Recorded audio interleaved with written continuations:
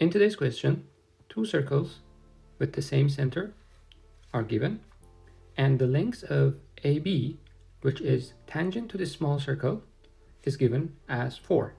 The question asks to find the area of the colored segment.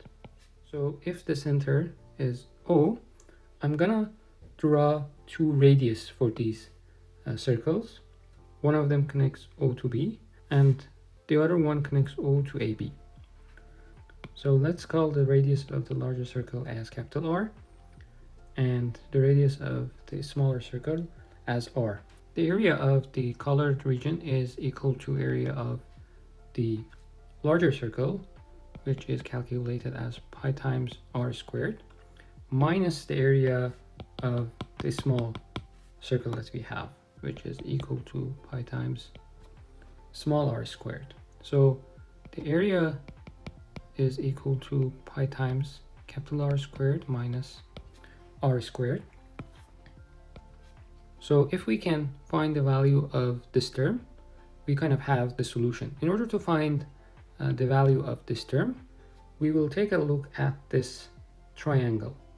There is one hint that I'm going to use, and the hint says if a tangent to a circle is given, the radius of that circle is perpendicular to the given tangent at the intersection point. So if this point is intersection point, this angle is right angle. Therefore, this triangle is a right triangle, and we can apply Pythagorean theorem to that triangle.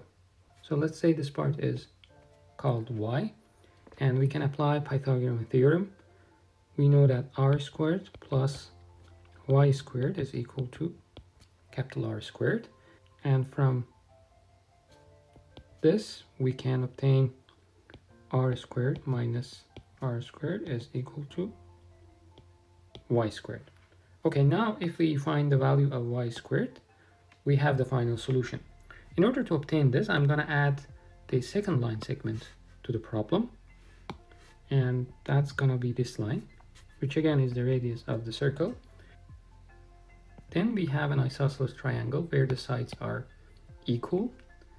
The second hint says that the altitude is the angle bisector and the median at the same time.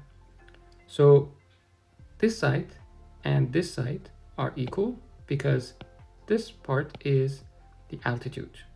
We have AB equal to 2y, and from there, and we know AB is equal to 4.